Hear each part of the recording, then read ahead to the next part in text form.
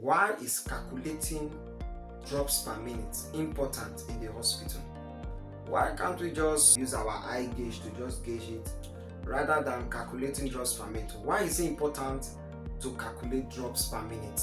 I'm going to be teaching you the easiest way and the fastest way of calculating drops per minute for just 6 seconds.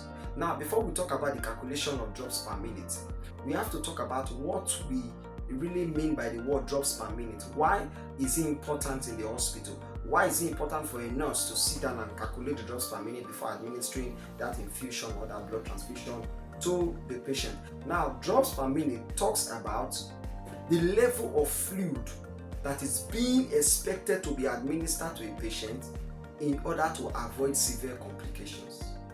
I'll repeat it again. I said drops per minute talks about the level of fluid that is expected to be administered to a patient in order for us to avoid severe complications. Complications like what? Number one complication we are trying to avoid is called hypervolemia.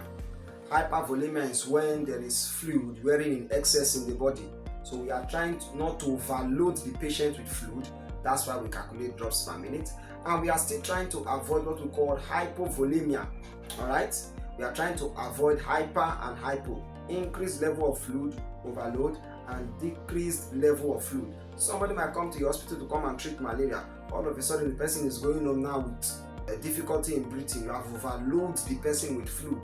We are trying to avoid those complications. Increased and low level of fluid in the body, we are trying to avoid it. That's the importance of calculating drops per minute. And also we are trying to balance the osmoregulation of the body.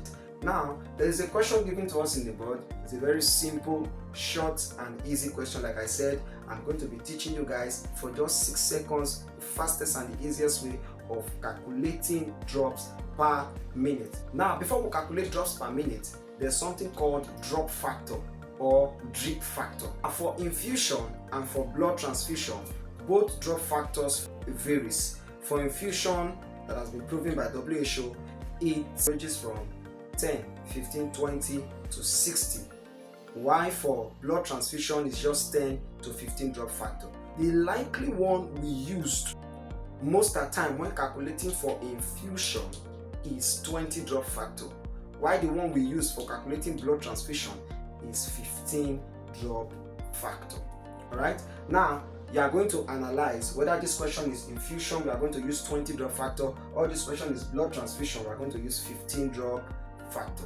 An infusion of 450 ml of 10% dextro water is administered to a patient for over 4 hours. Calculate the drops per minute. Like I said, 6 seconds. Time me and follow me. Solution. Before you time me, let's talk about the formula for drops per minute. Drops per minute talks about total volume of infusion over time in minutes multiplied by drop factor. Total volume of infusion over time in minutes multiplied by the drop factor. This is for infusion. So our drop factor for infusion is what? 20. Total volume of infusion given to us is what? 450 over time in minute is what? 4 hours. Now, how many seconds make 1 minute? 60 seconds. How many minutes make 1 hour? 60 minutes. We want to analyze these 4 hours into minutes. So we have 60 times 4, all multiplied by the drop factor, which is what? 20. So we analyze both. 20 times 450 all over 60 times 4. This will give you 9,000 all over 240. So when you divide through, it's going to give you 37.5 drops per minute. Now this GTTS you see, the Latin word for the word drop, is called gutta, G-U-T-T-A. More like the Latin word for the word drop. So in order for us not to put drops, we can put GTTS per minute. Or we can say our answer when we round up, our answer will now be what? 38 drops per minute. Very simple. Alright, now there's also another question I want us to analyze together. This is another question. A unit of blood, PRBC, simply means packed red blood cell, of 350 ml is prescribed to run over 4 hours. What is the flow rate and is the drops per minute?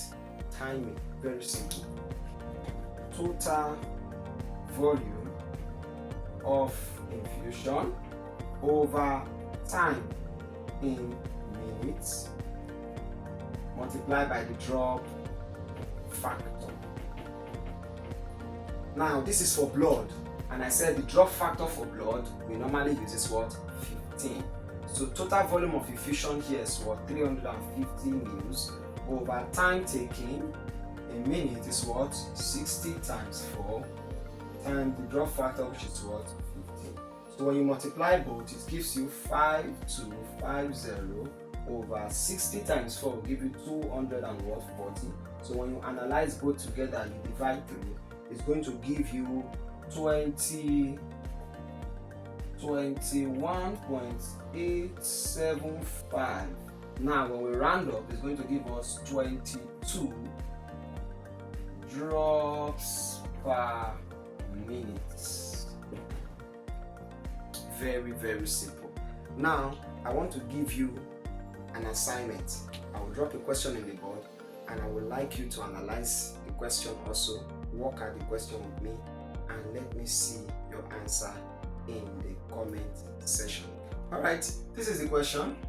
A unit of blood, PRBC, packed red blood cell, 300 ml, is prescribed to run over 2 hours. What is the flow rate? That is the drops per minute. So if you know the answer, drop it in the comment section, or if you have my number, you can DM me and let's analyze the question together.